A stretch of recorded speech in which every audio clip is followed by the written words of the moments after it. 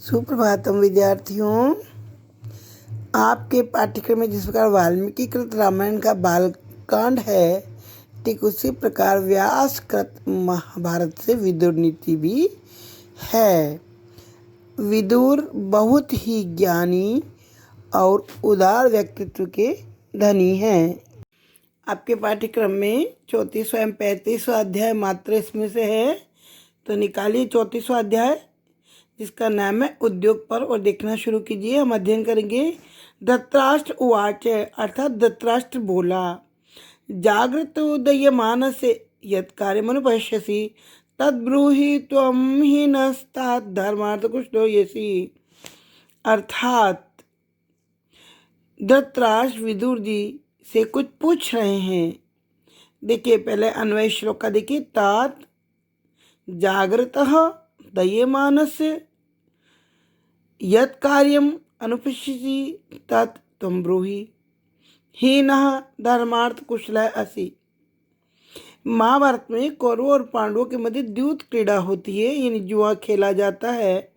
एक और दुर्योधन तथा दूसरी ओर युधिष्ठिर है। छल कपट से दुर्योधन जीत जाता है और पराजित युधिष्ठिर शर्त के अनुसार पांडवों के साथ वनवास हेतु चला जाता है।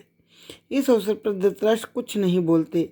तत्पश्चात पांडवों को वन भेजने और संजय सदृश अपने परम विश्वास पात्र से अपने दुष्कृत्य के कारण प्रताड़ित होने के अनंतर कुरुराज धृतराष्ट्र ने महाप्राज्ञ विदुर को बुलाकर कहा कि जब से संजय पांडवों के पास से लौटकर आया है, तब से मेरे हृदय में घोर चिंता और भय व्याप्त है, जिसके कारण मुझे रात में नींद भी नहीं आती। इसलिए हे विदुर, मुझे ऐसी शिक्षा दो जिससे मुझे मानसिक शांति मिल सके। ऐसे विचार प्रकट करते हुए इस श्लोक में धृतराष्ट्र कहते हैं, क्या कहते हैं? कहते कि हे तात, मैं चिंता से जलता हुआ अभी तक जाग रहा हूँ। तुम मेरे करने योग्य जो कार्य समझते हो उसे बताओ, क्योंकि हम लोगों में तुम ही धर्म और अर्थ के ज्ञान में निपुण हो। देखिए सोमवंश के जो महाराज शांतनु के पौत्र और कौरवों के पिता थे, ये थे धृतराष्ट्र। जो शांतनु एवं सत्यवती के दो पुत्र थे, एक चित्रांगद और दूसरा विचित्रवीर्य। चित्रांगद उसी के नाम के गंधर्व से मारे गए और विचित्रवीर्य ने काशी राजकुमारी अंबिका और अंबालिका से विवाह किया। विचित्रवीर्य की मृत्यु हो गई। वंश की वृद्धि के उद्देश्य से सत्यवती ने अपने पुत्र व्यास महर्षि को पुत्रोत्पादन के लिए बुलाया। जटावल्कलधारी व्यास के पास आने पर अंबिका ने आंखें मूंद ली। इसे जो पुत्र उत्पन्न हुआ वह जन्मांध रहा, यही धृतराष्ट्र है। अंबालिका डर से पीली हो गई और जो पुत्र हुआ वह पांडु पीले रंग का था, यही पांडु है। जन्मांध होने से ज्येष्ठ पुत्र होने पर भी धृतराष्ट्र राजा न बन सके, पांडु ही राजा बने। धृतराष्ट्र ने गांधा नरेश सुबल की पुत्री गांधारी से विवाह किया और उनके 100 पुत्र दुर्योधन आदि और एक पुत्री दुश्शाला हुई। पांडु अपनी पत्नियों के साथ वन चले गए, तब धृतराष्ट्र महाराज बने और दुर्योधन को युवराज बनाया। अपने पुत्रों की कुछ इष्टाओं के कारण उनको जीवन भर अनेक यातनाएं भोगनी पड़ी। पुत्र वात्सल्य के कारण अपने पुत्रों को अत्याचार और अन्याय करने से धृतराष्ट्र रोक नहीं सके, इसलिए पांडवों को भी अनेक यातनाएं भोगनी पड़ी। महाभारत युद्ध में एक पुत्र को छोड़कर सभी मारे गए। विदुर के उपदेशों को उन्होंने कान नहीं दिया। अंत में भगवान श्री कृष्ण के स्वर्गारोहण के बाद विदुर के उपदेश से गांधारी और मंत्री संजय के साथ हस्तिनापुर छोड़कर वन चले गए। वहाँ गंगाधर में कठिन तपस्या की और अंत में दावानल में जलकर मरे। उल्लेखनीय है कि एक गंधर्व का नाम भी धृतराष्ट्र है। इस पद में तात शब्द भी आया है। इसका मूल अर्थ होता है पिता। तनोत विस्तारयति गोत्रादिकम इति तात है।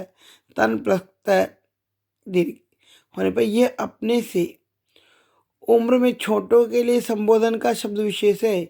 यह शब्द अपने से बड़ों के लिए भी प्रतिष्ठा सूचक संबोधन की तरह प्रयुक्त किया जाता है। आप एक एक शब्द का अर्थ भी समझ सकते। देखिए जागृता, जागता हुआ, रात्रि जागरण के रोग से ग्रस्त हुआ। दैय मानस चिंता के कारण जलते हुए मेरे लिए यत कार्यम जिस कर्तव्य कर्म को अनुपश्यसी तुम करने योग्य समझते हो तत् उसको ब्रूहि बताइए। तुम उससे बताइए ही, क्योंकि न हमारे अंदर हम लोगों के लिए तात हे प्रिय धर्मार्थ कुशलो धर्म और अर्थ के ज्ञान में निपुण ही निश्चित रूप से असी हो। हे तात विदुर, क्योंकि तुम ही धर्म अर्थ में कुशल हो, मेरा भला जिसमें हो, मुझे जो करने योग्य कार्य हो मुझे बताओ। ऐसा धृतराष्ट्र ने विदुर से कहा। आरंभ के 3 श्लोकों में धृतराष्ट्र विदुर से पूछ रहे हैं, उन्हीं में से ये पहला श्लोक है। अब दूसरा श्लोक।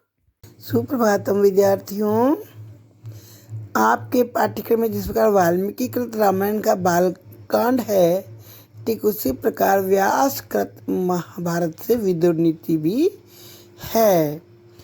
विदुर बहुत ही ज्ञानी और उदार व्यक्तित्व के धनी हैं। आपके पाठ्यक्रम में 34वां एवं 35वां अध्याय मात्र इसमें से है, तो निकालिए 34वां अध्याय जिसका नाम है उद्योग पर्व और देखना शुरू कीजिए। हम अध्ययन करेंगे। धृतराष्ट्र उवाच, अर्थात धृतराष्ट्र बोला, जागृत उदय मानस यत् कार्यमनुपश्यसि तद्ब्रूहि त्वं हीनस्तात् धर्मार्थ कुशलो यसि। अर्थात धृतराष्ट्र विदुर जी से कुछ पूछ रहे हैं। देखिए पहले अन्वय श्लोक का देखिए। तात जागृतः दयेमानस्य यत् कार्यम अनुपश्यसि तत् त्वं ब्रूहि हीनः धर्मार्थ कुशलः असि। महाभारत में कौरवों और पांडवों के मध्य द्यूत क्रीड़ा होती है, यानी जुआ खेला जाता है। एक और दुर्योधन तथा दूसरी ओर युधिष्ठिर है। छल कपट से दुर्योधन जीत जाता है और पराजित युधिष्ठिर शर्त के अनुसार पांडवों के साथ वनवास हेतु चला जाता है। इस अवसर पर धृतराष्ट्र कुछ नहीं बोलते। तत्पश्चात पांडवों को वन भेजने और संजय सदृश अपने परम विश्वास पात्र से अपने दुष्कृत्य के कारण प्रताड़ित होने के अनंतर कुरुराज धृतराष्ट्र ने महाप्राज्ञ विदुर को बुलाकर कहा कि जब से संजय पांडवों के पास से लौटकर आया है, तब से मेरे हृदय में घोर चिंता और भय व्याप्त है, जिसके कारण मुझे रात में नींद भी नहीं आती। इसलिए हे विदुर, मुझे ऐसी शिक्षा दो जिससे मुझे मानसिक शांति मिल सके। ऐसे विचार प्रकट करते हुए इस श्लोक में धृतराष्ट्र कहते हैं। क्या कहते हैं? कहते कि हे तात, मैं चिंता से जलता हुआ अभी तक जाग रहा हूँ।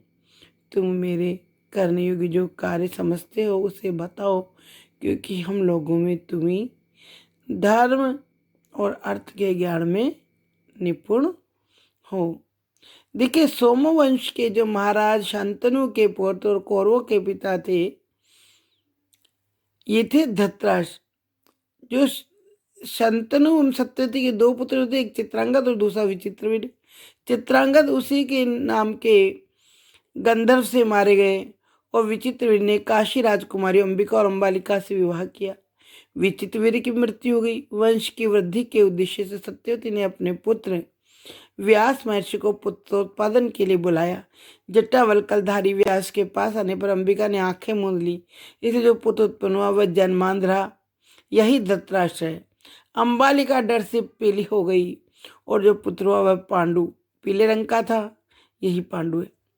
जन्मांध होने से ज्येष्ठ पुत्र होने पर भी धृतराष्ट्र राजा न बन सके, पांडु ही राजा बने।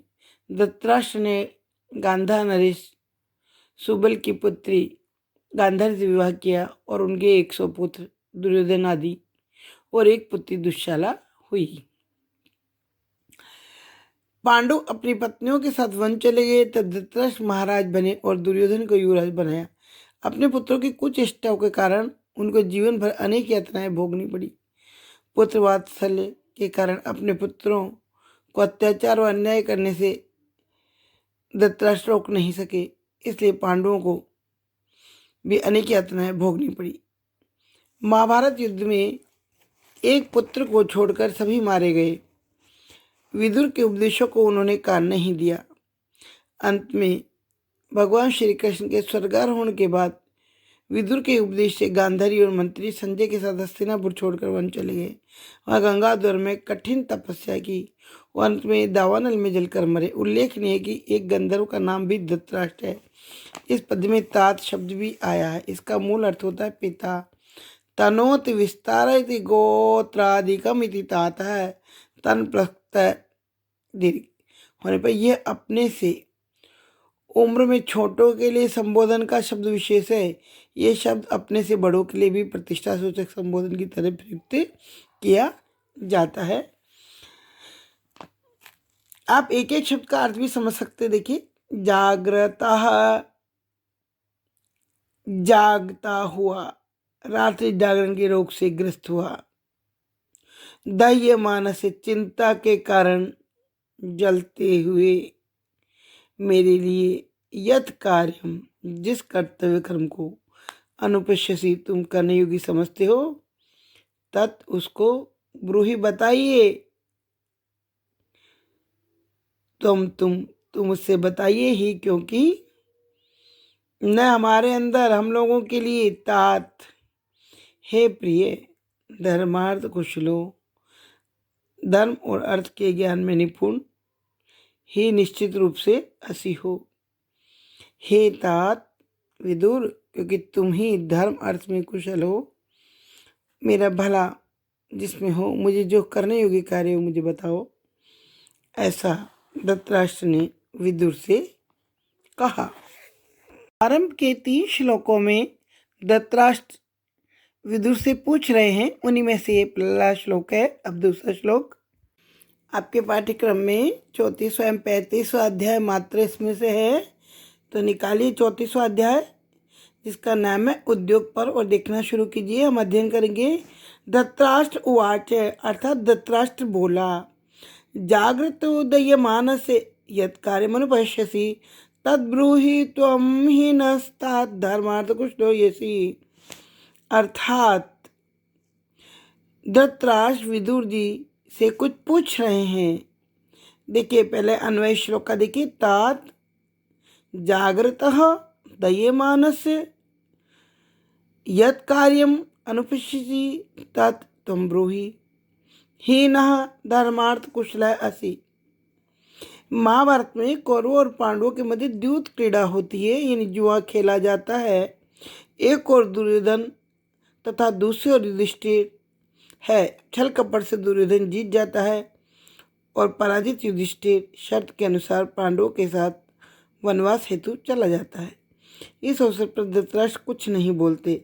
तत्पश्चात पांडवों को वन भेजने और संजय सदृश अपने परम विश्वास पात्र से अपने दुष्कृत्य के कारण प्रताड़ित होने के अनंतर कुरुराज धृतराष्ट्र ने महाप्राज्ञ विदुर को बुलाकर कहा कि जब से संजय पांडवों के पास से लौटकर आया है, तब से मेरे हृदय में घोर चिंता और भय व्याप्त है, जिसके कारण मुझे रात में नींद भी नहीं आती। इसलिए हे विदुर, मुझे ऐसी शिक्षा दो जिससे मुझे मानसिक शांति मिल सके। ऐसे विचार प्रकट करते हुए इस श्लोक में धृतराष्ट्र कहते हैं। क्या कहते हैं? कहते कि हे तात, मैं चिंता से जलता हुआ अभी तक जाग रहा हूँ।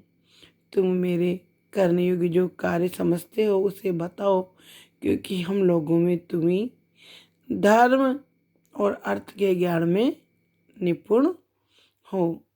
देखिए, सोमवंश के जो महाराज शांतनु के पौत्र और कौरवों के पिता थे, ये थे धृतराष्ट्र। जो शांतनु एवं सत्यवती के 2 पुत्र थे, एक चित्रांगद और दूसरा विचित्रवीर। चित्रांगद उसी के नाम के गंधर्व से मारे गए और विचित्रवीर ने काशी राजकुमारी अंबिका और अंबालिका से विवाह किया। विचित्रवीर की मृत्यु हो गई। वंश की वृद्धि के उद्देश्य से सत्यवती ने अपने पुत्र व्यास महर्षि को पुत्रोत्पादन के लिए बुलाया। जटावल्कलधारी व्यास के पास आने पर अंबिका ने आंखें मूंद ली। इसे जो पुत्र उत्पन्न हुआ वह जन्मांध रहा। यही धृतराष्ट्र है। अंबालिका डर से पीली हो गई। और जो पुत्र हुआ वह पांडु पीले रंग का था, यही पांडु है। जन्मांध होने से ज्येष्ठ पुत्र होने पर भी धृतराष्ट्र राजा न बन सके, पांडु ही राजा बने। धृतराष्ट्र ने गांधा नरेश सुबल की पुत्री गांधार से विवाह किया और उनके 100 पुत्र दुर्योधन आदि और एक पुत्री दुश्शाला हुई। पांडु अपनी पत्नियों के साथ वन चले गए, तब धृतराष्ट्र महाराज बने और दुर्योधन को युवराज बनाया।